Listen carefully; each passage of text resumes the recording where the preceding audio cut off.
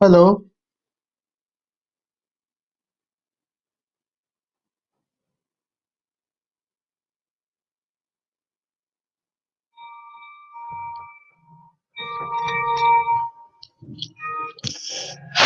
Hello.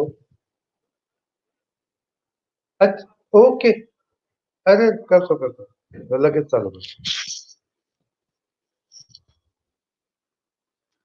hello. Good morning, everybody. I am Dr. Newadkar here. Today, I am going to talk about my hobby of map collections. Basically, I am scientist by profession. I have worked for 33 years in many chemical and pharmaceutical companies. I also got opportunity working abroad in Cyprus for 4 years, and later I got a lot of opportunities to move around various countries, various cities for the business purpose. In the spare time, I used to tour cities and used to see the town part, historical places, museums, and all that. Initially, I used to find it very difficult to travel and find the tour destinations because of the language barriers in those countries. Because in Europe, every country has their own language. So this hotel managers, when I used to discuss them how to go about and all that, so they helped me in marking the maps. Okay, your destination points, the metro route, bus route, and all that. And it really helped me, and I used to enjoy my tours. In Europe, there are a lot of uh, travel means like metros, city tour buses, hop on, hop off buses, and really you enjoy the city tours and all that. Uh, the maps are, very beautiful maps, colorful, well designed, and showing all the important points of the city so that in a very short time you can plan your tour and visit maximum places. And this is how I started keeping these maps with me. And one day I realized that now I have a lot of maps and they are so beautiful, so I never felt of throwing them. So I just used to keep those maps with me. And one day I realized, why can't it be as part of my hobby? Because earlier I used to collect the various coins, currency notes of various countries. And I really started enjoying my hobby. Yeah. So this is how I started collecting maps. At this moment, I have coins of 150 countries, then currency notes of 110 countries, and maps of 92 countries. So with this collection, I have participated in several hobby exhibitions and explained my hobbies to students especially. And the students were really thrilled to see these colorful maps and all that. Okay. Uh, so let us start moving ahead. Yeah. Basically, what are the maps?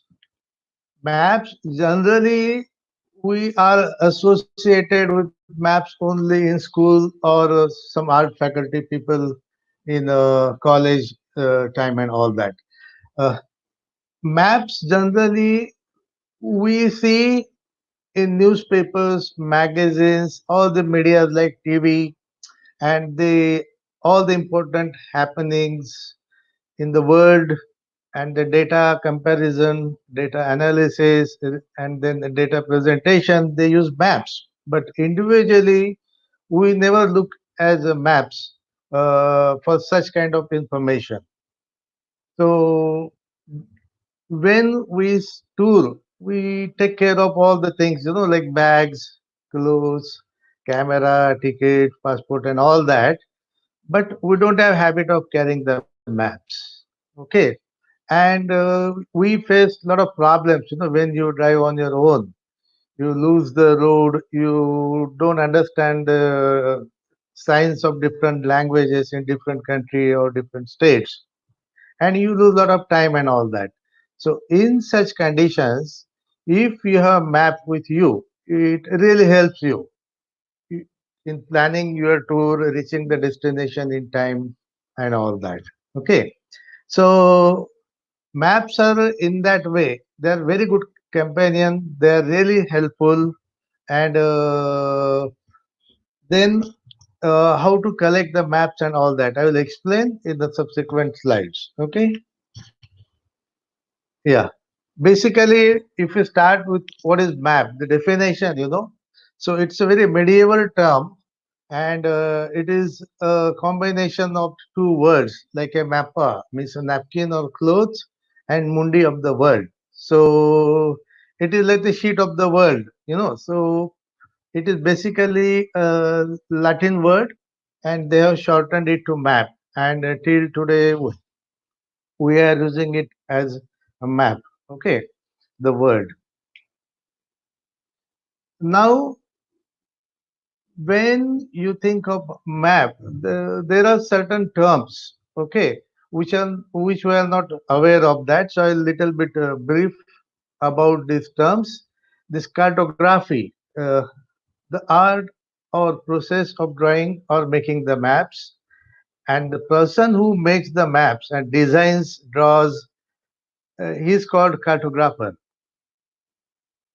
Now I am collecting maps, and many people call me cartographer. So I told that it is a very wrong notion.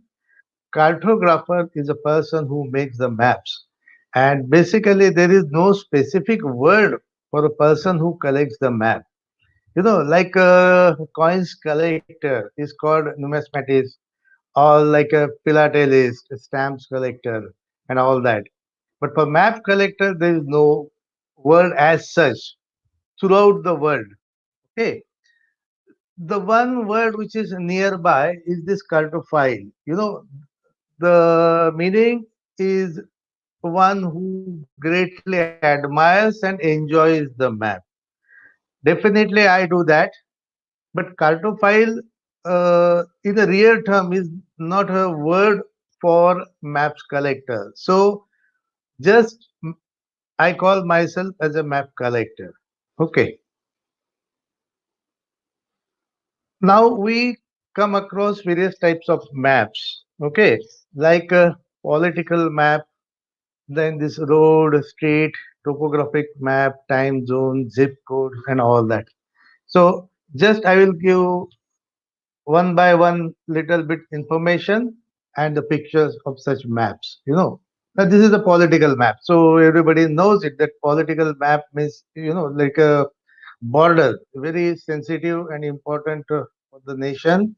Then between the states, between the nations, these borders are depicted in political maps. They show the main roads, rivers, mountains, and all that. Then these road maps. So particularly, they show the highways, the inner roads, connectivities between two cities, two states, and all that. And they are basically required to a motorist or a car travels by car on his own. And such road maps are very important while traveling. Then these topographic maps. For a common man, they are not important.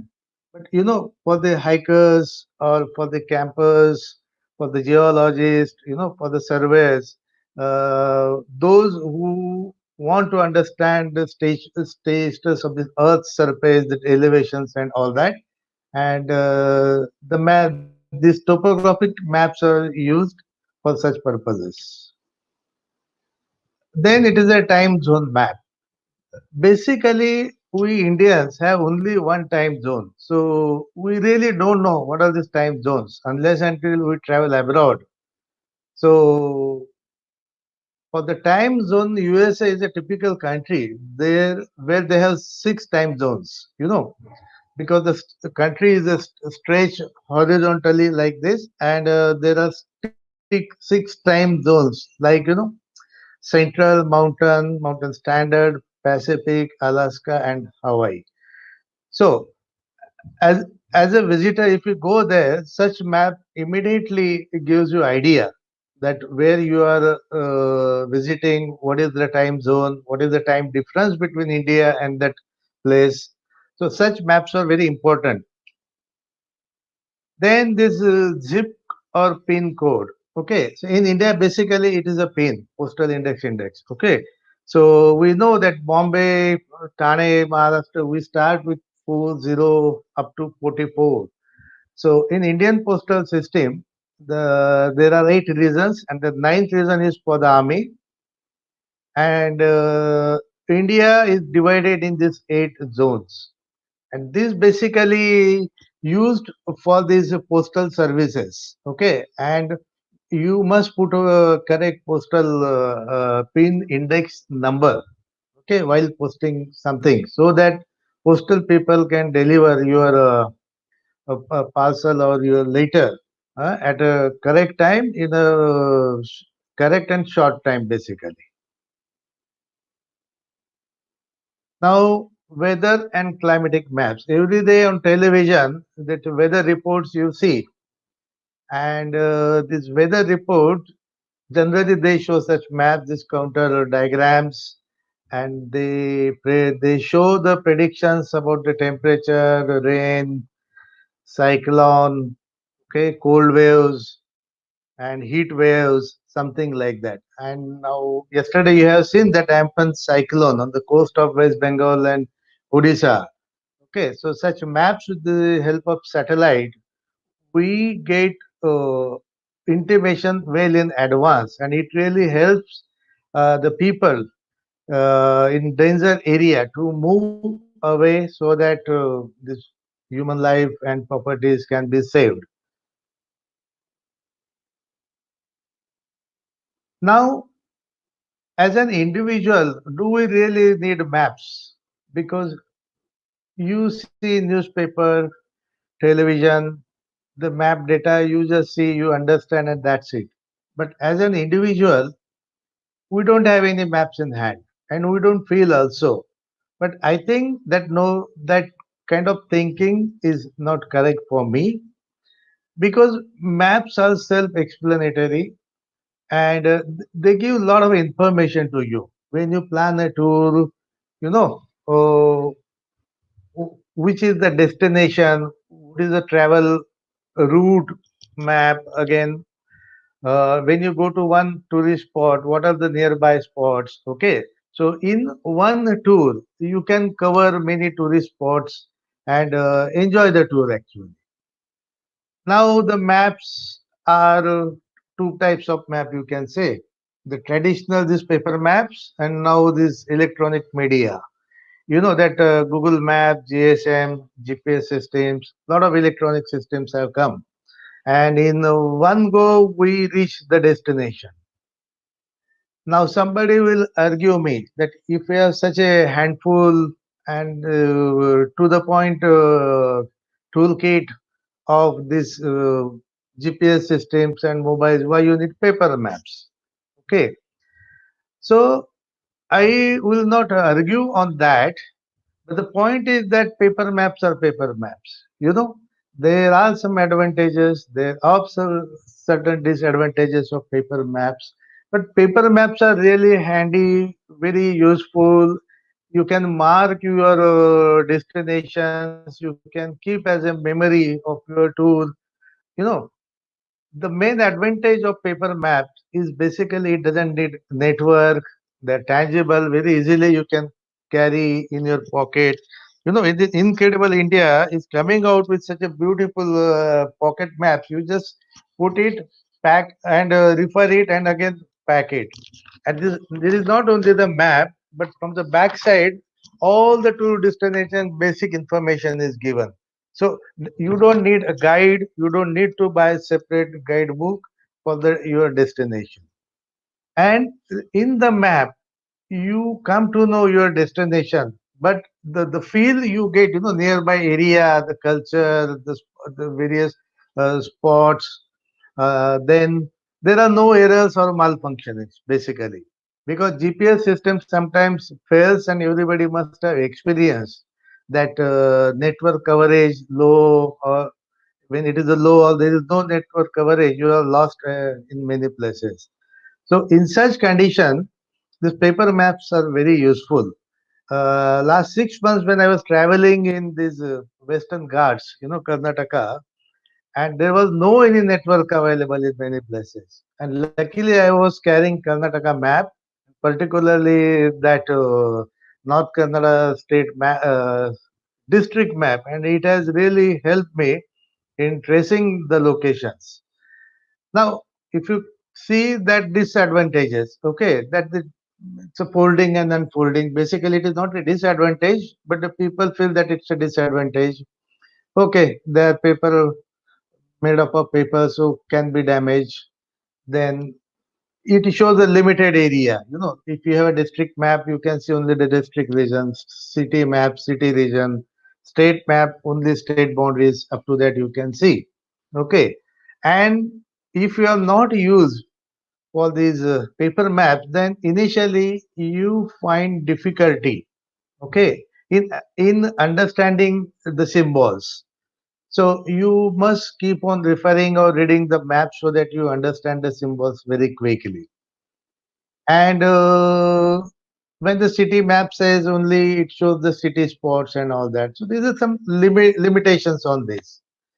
And always old people say that okay, we like paper maps. We like that old landmarks are there. New generations that no, we don't want. We are electronic savvy, mobile savvy, and we use that. So I leave it to every individual, but paper maps are paper map. That is what I can tell you confidently.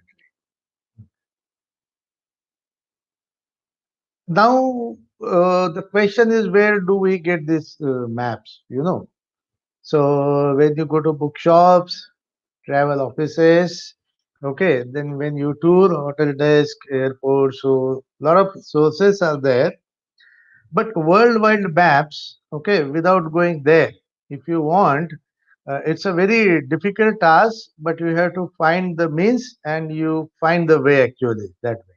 So the travel and tour fairs are organized, okay, all over India during year 2, 3 fairs definitely do happen.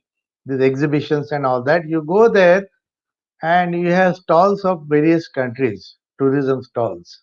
And if you discuss with them and tell that I would like to visit your country, I would like to know about your country, I would like to know about your cities. So they offer many times very good maps and brochures to you. So that is one way of getting such maps. And these embassies we have to write. In fact, I have written means hundreds of mails to the embassies. Some do respect, some simply don't even acknowledge your mails and all that. So it happens. So you keep on trying, and if nothing works, then online buying is always there if you really need the map. So these are the various sources of getting the maps. Now, again, travel maps. So I will not take much of time here because I have demo slides of this different kind of maps. Okay. So the state tourism maps. Now, this incredible India and state tourism office, they are doing extremely good work. And I think it's a national program of enhancing the tourism. And for that, they are coming out with very good tourist maps. If you see this Gujarat map, you see all the key destinations, okay, in one piece of paper. And then you can decide your area of destination, east, west, north, south, whatever it is. Now, if you see this map, this is the old map. This is a very important landmark of Gujarat tourism. That is the Statue of Unity is missing here. Once I get a new map, definitely that landmark is located, is marked in the new map actually. So this is again this Maharashtra tourism map. This is the Madhya Pradesh tourism maps. These maps are really beautiful, informative, and you don't need any separate book for touring such states actually. Now, the city tour maps, you know. So, if you look at this Paris, you know, that is the Paris, the city, the Seine River, both sides, all the important historical and tourist spots are there. You can see Notre Dame, you can see Eiffel Tower, you can see the Arc de Triomphe, the Louvre Museum, you know. So, looking at the map, he made such map, you are tempted to visit all the places and you plan the tour accordingly. And it helps you in a minimum period of time, or hardly in a day or two. You know, you can cover many spots actually. Now, in European and Western countries, in India, I don't know, but hop on, hop off bus to route maps, you know, they have city center tour. They identify the destination points and they plan this tour, hop on and hop off. So you buy only one ticket, okay? You cover in a full day all the spots as per your wish. If you want to spend 2 hours in the museum, you spend, you come out. Then on the route, different bus comes. You show the ticket, you just enter again, get down at the next spot. So it is very convenient. You don't need to buy tickets every now and then. And a good part is that, you know, in such buses, there are the audio provision. They give you this microphone and you plug. There are various languages, languages. You choose English. You plug. You have that cord there. And while touring, they describe the city history, nearby buildings when you pass, their history, what are those buildings. So such hop on and hop off bus routes is very useful and very enjoyable actually. Now, this metro maps. In Europe, the taxis are very expensive to travel individually. The metro network is so beautiful. There are various colors of lines going east, west, north, south, and all that. So, with this map, you understand the junction points, you mark your destination point, you see the junction line, where to change, how to change, and once you are used to this, that is the best mode of travel with metro system. Now in India, these religious tours are again cropping up. There are a lot of tours are arranged and all that, you know. So this Narmada Parikrama tour map, my MP friend has sent me this map. It's a really beautiful map. This Narmada Parikrama, it is almost travel up almost 2,600 to 2,800 kilometers, and the important temples and these religious places are shown, and where to stay, how to stay there, and how next destination, how to plan. With such maps, you get all the information. Now this temple. So if you ask me, what is this temple map? You know, so how big is temple? Why you need separate map for this? But if you see this Angkor temple, the biggest religious temple in the world, in Cambodia, it is spread almost over 400 acres, and there are a lot of various temple spots around. And if you really tour everything, you need a map. And this Cambodia tourism has come out with this beautiful map uh, to cover this temple area. Then Safari Park. Okay, this is in Bangkok. It is again there are two parts. One is a zoo, and another is a bird park. And I think this zoo is almost 400 acres, spread over 400 acres, and this bird park is around 100 kilometers, something like that. And if you really want to cover all features and all parts of this such maps, there is of these parks, you really need good map for that.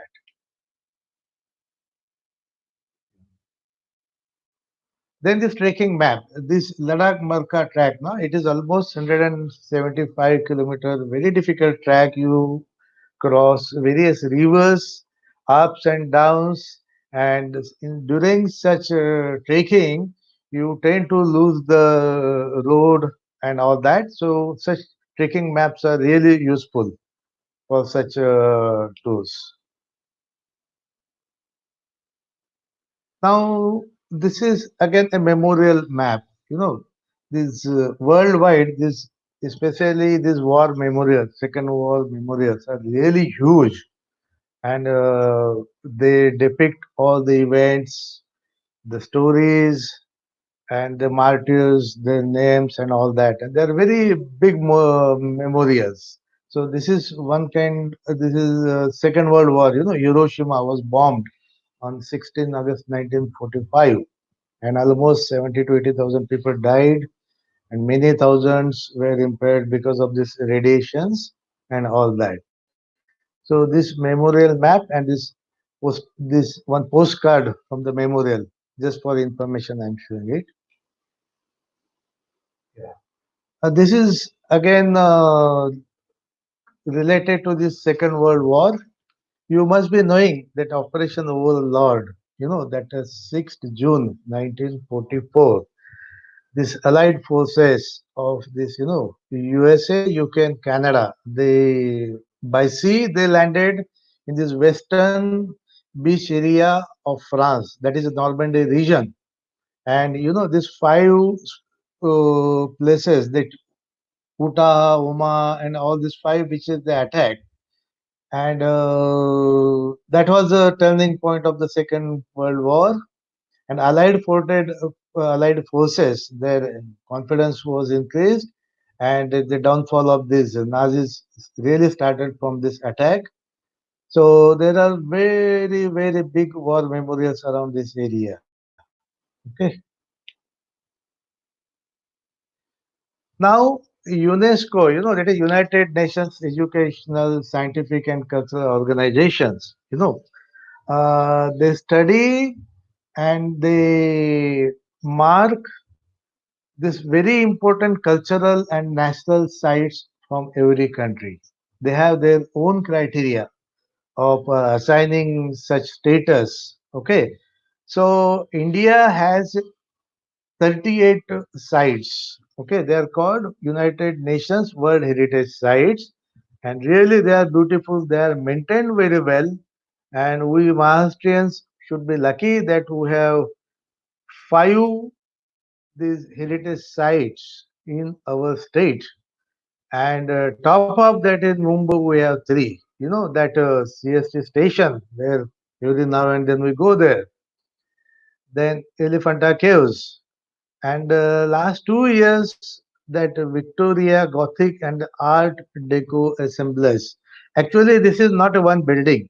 Okay, this is this covers the University of Mumbai, then Mumbai High Court, then Oval, that ground, Eros Theatre, and the residential building complex in that square. You know, so they have got the status of this World Heritage Sites. Now, this Western Ghat basically, it's Maharashtra is a part of this Ghat, but it stretches up to Kerala. Okay, so we cannot say it belongs to Maharashtra; it belongs to India. So such maps, you know, if you have got this map in hand, immediately you know that where to go, which is very important, and you must mark where you have already visited, and you must mark where you have yet to visit. So if you have a dream of visiting all UNESCO World Sites in India, such kind of maps really help you in planning your tour. Okay, so this is all about the maps, tools, and all that. But one aspect that these maps do they really change over a period of time? You know, we never think of such things because we never collect maps. We don't have maps for comparison in your hand. So we always live in a, you know, current situation. We never think of past. But if you ask me really, the comparison of old and new maps, you really enjoy it actually because the maps really do change because of the political situations, you know, that agreement, unification, then disputes, and then rewards. was sometime because of the administrative policies and convenience, they divide the states, something like that. You know, so these maps really change over the time, and I'll show you some examples also. Okay. Now look at this India map. Basically, when I maintained this map, okay, India was okay. Initially, it was East Pakistan, West Pakistan. Now they are two different countries, and India was like this. You don't see the states what we see here now. There were all some states where these British presidencies, some were these nababs and some kings and all that. So after 47, and it was a long process of reorganizing, convincing these principalities and these nawabs to join the India Federation, and then alignment of the states as per the languages and all that. It's a long process, and India has gone a long way from 47 to 2019. And you see the maps and the change in the maps. Again, this is 1951. You see India, as a India, the map is same, but if you see the internally, now these are all well organized states now, 28 states and some eight union territories and all that. Okay, but here you see all this. This is Hyderabad, then the central India part, then there's Mysore, Madras Presidency, Bombay Presidency. They are all organized. So you see the map, how much change in the map as the time goes. Now, latest example, if you say the Jammu and Kashmir in August 2019, because of this removal of this Article 370, Jammu Kashmir state has been divided into two union territories. Okay, now this Ladakh is a separate territory and JKN is a separate union territory. And in the due course of time, J&K may get state status. Okay, it's a political decision. We are not supposed to talk on that. But see the change. Just 2000, July 2000 and August 2019. So maps do change as per the political situation. Now, Yugoslavia, once upon a time, the most important and very powerful nation, and India, Egypt, and Yugoslavia were the spearheads for this non-alignment movement. Okay, and in the due course of time, because of this internal crisis, economic crisis, ethnic crisis, they have landed into so many countries now. This Slovenia, Croatia, Bosnia, Serbia, Macedonia, and still some problems are there. Okay, so let us not discuss those problems in detail. But you see the disintegration of a big nation once upon a time. Now, this Soviet Union, again up to 1991, such a huge country, and it was a big power. And same issues slowly, lot of unrest, ethnic problems, economic problems, and now in 1991 it turned out into 15 countries, all these small countries, and its Russian Federation is still there. Okay, now Cyprus is such a tiny island. From this end to that end, it is hardly 180 kilometers, and from the other end, it is 120 kilometers. Okay, uh, they got independence from British in 1960. And anyway, British have kept some Akrotiri Air Force base for their security purpose. But the rest is Cyprus as an independent nation. But again, because of the cultural, ethnic, and religious problems between these Turkish Cypriots and then Greek Cypriots. There was a revolt, and this Turkey occupied 33, no, I think 37% of this island's part, and this is this is the 63% of the Greek Cypriot part. The funny part is that now the problem is with United, like lying with United Nations. Lot of delegations they do come and go, but eventually Greek Cypriot was very strong and they consistently followed access into European Union, and now I think they have become a part of European Union. This Greek Cypriot, Turkic Cypriot status is as such, and the great part of this division is that so this Turkish Cypriot and Greek Cyprus. Okay, they have not divided only the island, but they have divided the capital also. This is the Nicosia capital. Okay, and this is the wall between the two capital.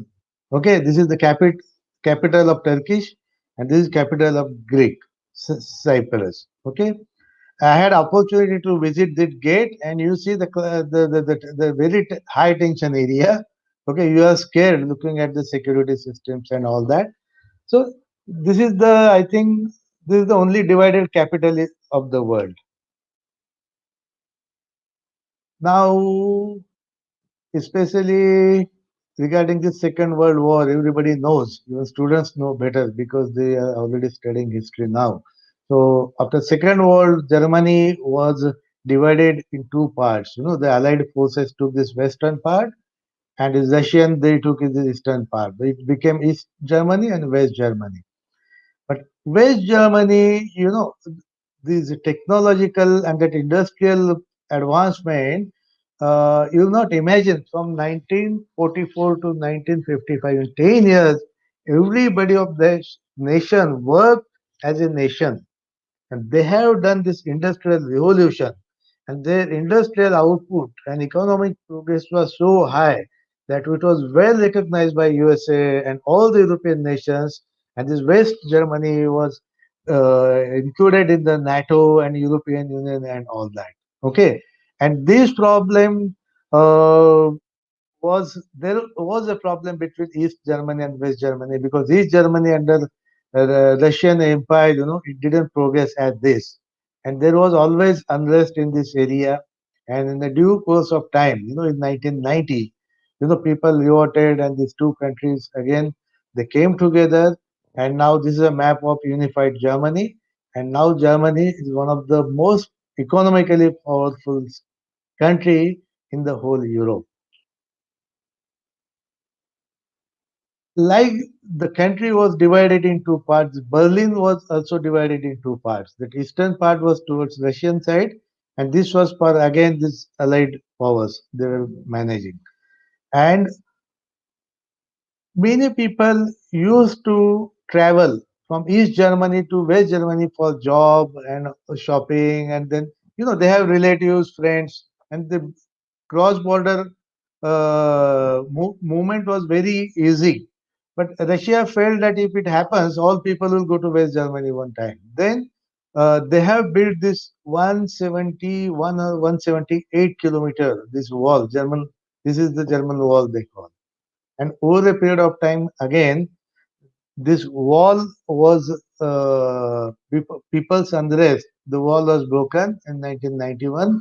It was a big historical moment, and you know, people are owing the pieces of the walls also, and many pieces are even sold as souvenirs when you travel in that area.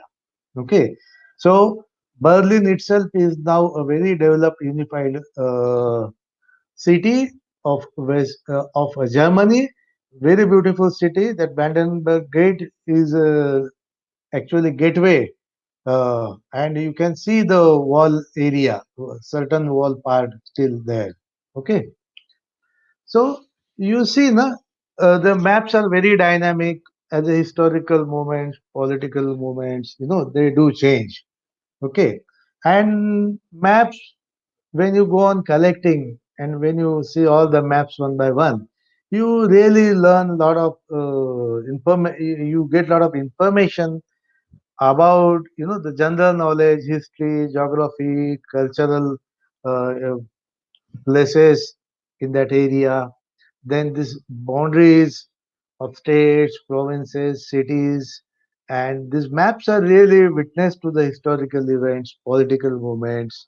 Okay, And maps are really not expensive. Very easy to get, very easy to store, and it's a good memory when you visit some place, and like an album of photograph, or you buy some souvenir from that spot as a memory. So map, once you visit and after many years, if you really open that map and you see that, within no time you go to that city and that areas. So maps are really helpful in understanding and getting a lot of knowledge. So my journey of map collection is going on and going on. Now I have 92 country maps. Okay, I have written, I think, many hundred mails to the foreign ministries, embassies. Many times they ask me why you need and all that. So somehow with the consistency, and I continuously keep on writing them. Many countries respected and they send me beautiful maps at their own cost. Then there are external territories, like French Guiana, or some islands are there. Netherlands dependencies are there, French dependencies are there, Portugal dependencies are there.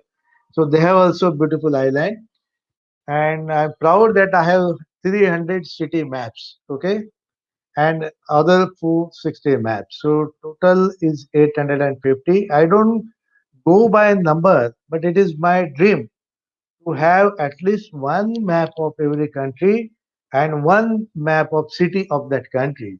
So that journey is going on and on. Let us see. And this knowledge sharing is very important. So I would like to conduct exhibitions, seminars in schools, and with such kind of demonstrative presentations, the students understand historical movements and a geography. So it is like learning history through geography and learning geography through history. So I would like to focus on such kind of programs, and let us see how students respond to that. But I really do like enjoy to share the knowledge which I gained over a period of time through collection of coins, currency notes, and maps. And maps are really beautiful. At the end, I can say I wish to thank all of you for sparing your valuable time. Then my hobby club, which have given me this opportunity, and most important, that my friends, my relatives, and all wishers, those who travel abroad, and I request them. And now many friends, they know that I collect maps, so without my knowledge also, they collect beautiful maps and they give me these maps. And I thank all of my friends, relatives, and well wishers again for these valuable gifts for me. So I end my presentation here, and now I expect some questions from the audience. Please go ahead.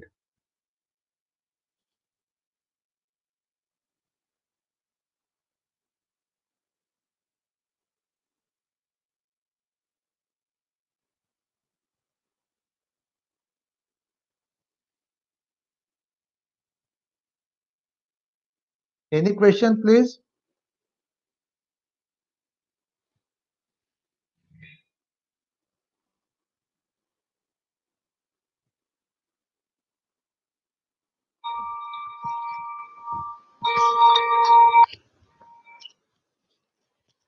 Hello नाही मला काही दिसत नाही okay मी screen search करतो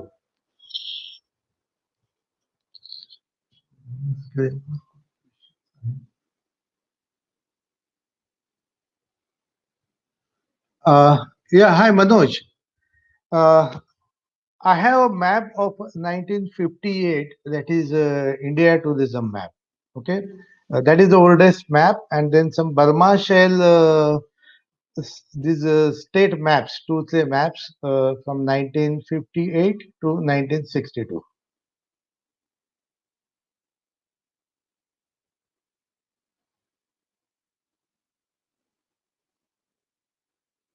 Very good question, Parag. Very good question. In fact, we can suggest it to Archaeological Survey of India. Uh, 3 months back, just before Corona, I was traveling in Gujarat and I visited that the latest World Heritage Site, Rani Ki Vav. Okay, and nearby there is one Modera temple. What they have done, that every tourist site, there is a board, a basic information. And first time in my life, I saw the board in Braille lipi for blind people. And map for such people I never came across, but it's a very good suggestion.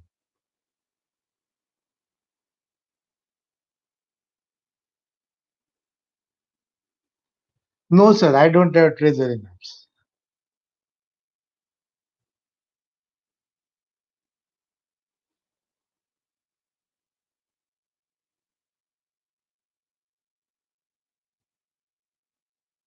Yes, sir.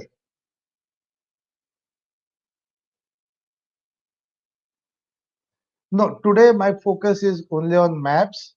Okay, so I didn't show any coins or currency. No.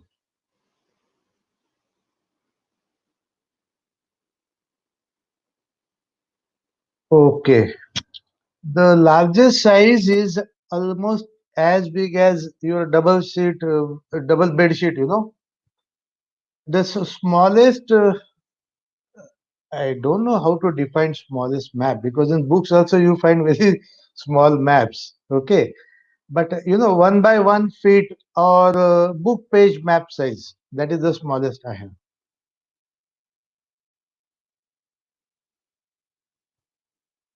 Yes, sir. I do have Jharkhand state tourism map.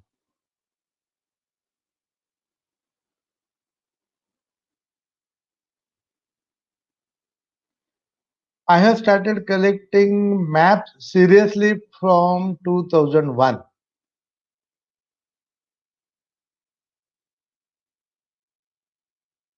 Yeah, this Narmada Parikrama map.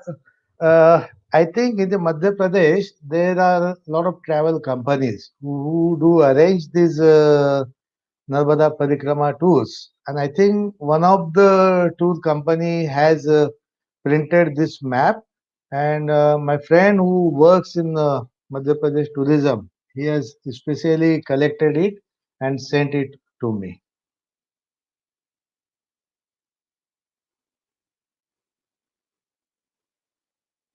So, which is the best map as per you? Frankly speaking, all maps are beautiful. Okay, but still, since you have asked me, there is a map of this French Guiana.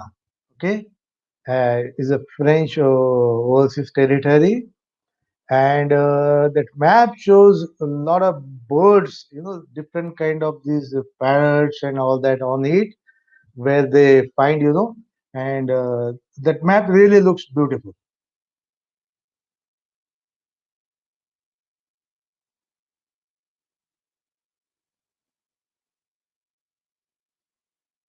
Yes, map papers do get spoiled, but 90% maps, they are printed on a nicely coated and glazed surfaces. Okay, and the chances of tearing off only is through the folds and this mishandling. Okay, so maps, you have to store very properly. What I have done, in Mumbai, the climate is very damp, the humidity is very high. So I have packed all the maps country wise in a self-sealing high quality polythene bags to get away from this humidity, and that's it.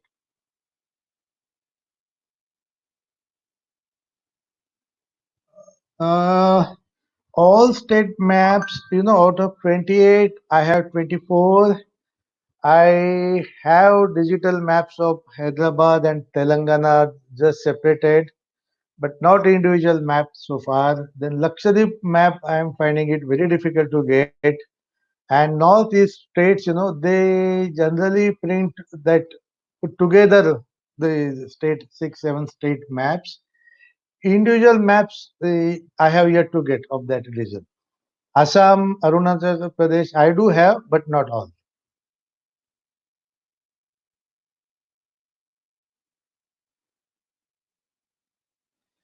Original map means what? Basically, old map you can say when it was a unified USA. Yes, I do have.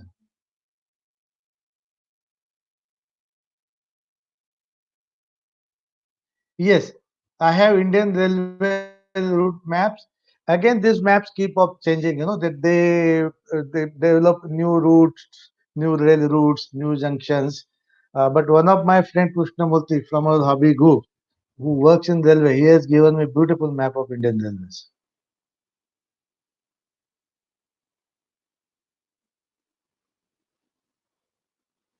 Yes, I do have one cloth map actually. Earlier maps were also printed on clothes. Nowadays that practice has been stopped. So again, my one of my hobby club friend, senior Vinayak Joshi sir, his wife, she has gifted me that paper map of Australia. It's a really beautiful map.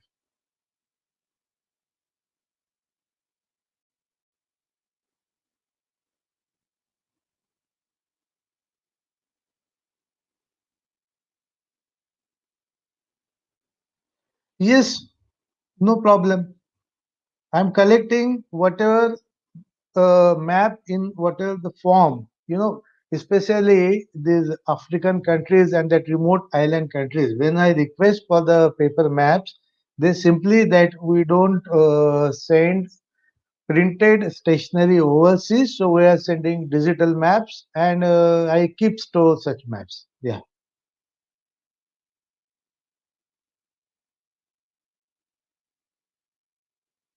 No, sir. Meenakshi temple map I don't have. I have visited it, but I have a Madurai map, but not a temple map as such.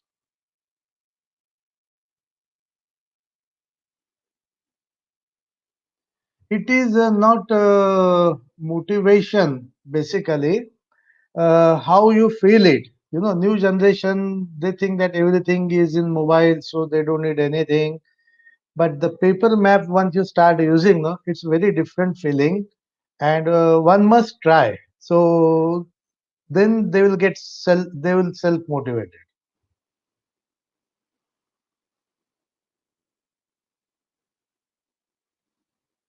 Oh, Maharashtra State Tourism Map. Basically, if you go to Maharashtra State Tourism Office, okay, and when you request them, the very beautiful map of Maharashtra. It's a very big. It is just a folded one. Okay,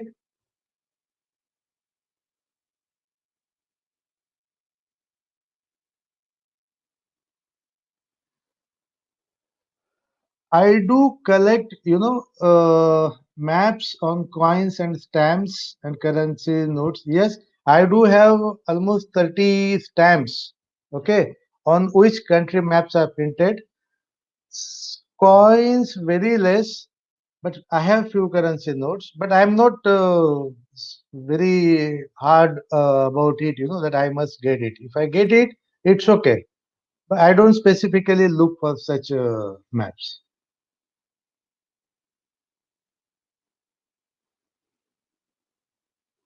Oh, very tricky question. You know, I'm looking at my neighbors. Let us see whether I will get it in future. So you got it. What I mean. It depends on the political situation, economical situation, administrative situation. Now, Andhra and Telangana, if you go back to India's independence, this Hyderabad, Telangana as a state separated from Madras presidency. Then Andhra Pradesh was reorganized, and again, after 60 years, they have separated. So it depends on the situation.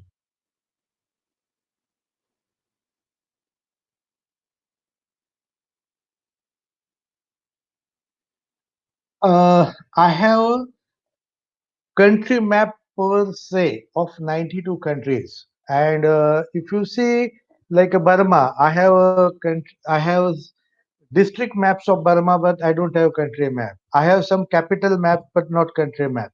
So if you add, I have a maps collection of around 126 countries.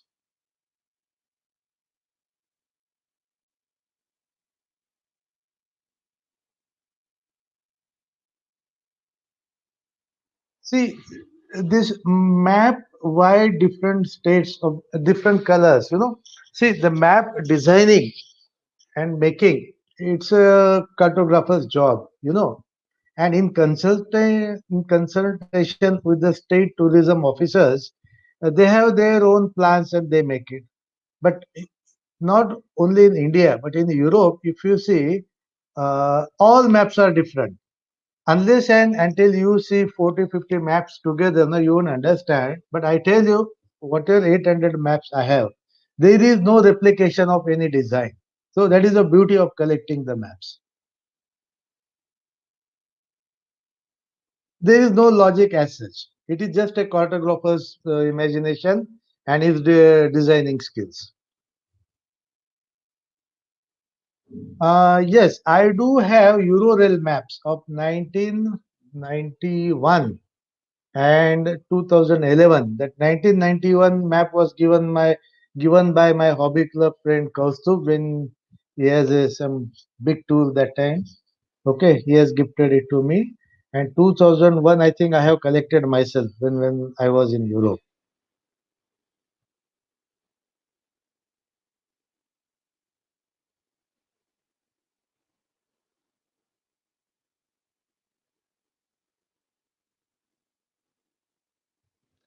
Digitalization map, you know, see, again, paper map and these digital maps, okay, they have their own benefits and disadvantages.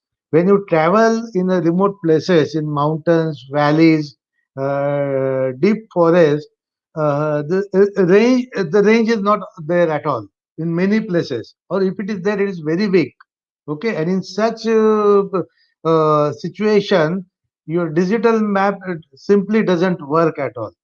We were lost in the Western Ghat forest, okay, many places, and the signboards were all in Kannada language. And we were really in deep trouble, at least at two, three places. So paper maps are paper maps. And the beauty of the paper maps is that before tour, you can mark your tour route and tour destinations. Okay. So it really helps you.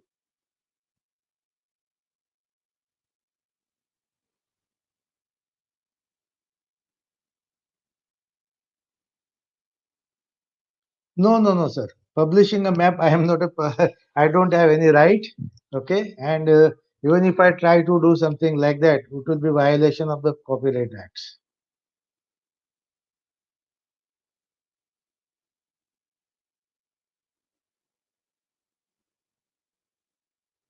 Uh, See, as on today, I have not paid much attention of collecting these old maps, but I am very sure if I visit the state gazetteers, then some museums, some these princely states, still there are some Nawabs, you know, their museums.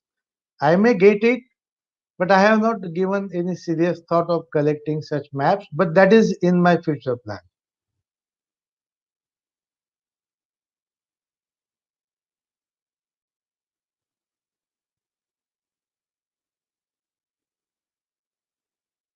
I think Survey of India, to the best of my knowledge, is the highest authority to keep track of all these maps and all.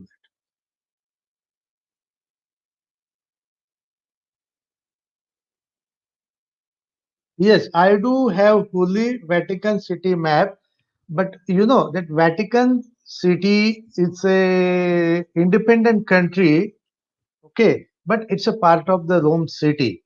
And in the Rome map, Vatican City is highlighted, but internal map per se I don't have, and I wish I will get as early as possible.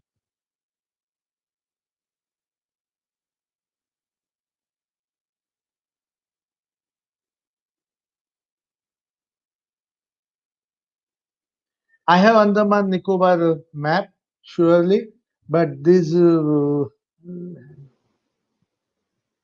not Lakshadweep and all that. Yeah.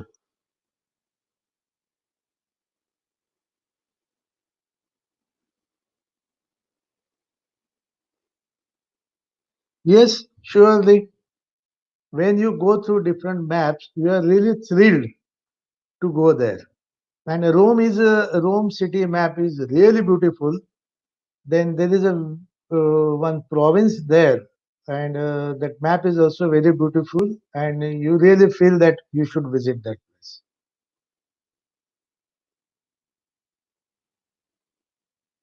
Oldest map, that is India map. I have 1958.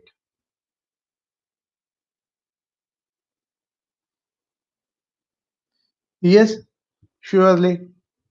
You have to ask and you have to discuss your travel plan, and they offer maps to you. But now these travel offices of these private tour companies I visited, and very sad to say, in India, tourist of private tour operators, they simply don't keep any map. Very unfortunate.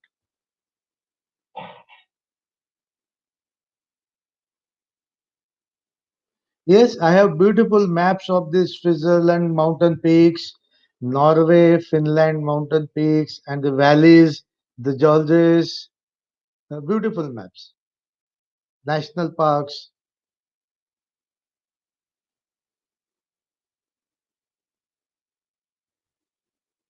I didn't get this Holy See map. What is that? Can you explain me?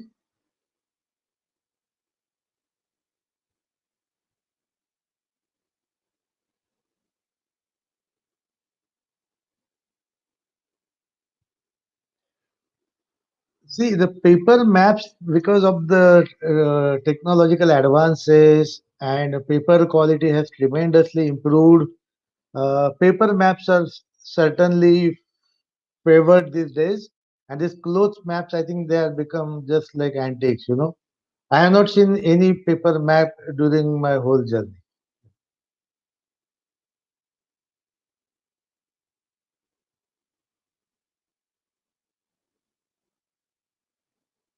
Thank you.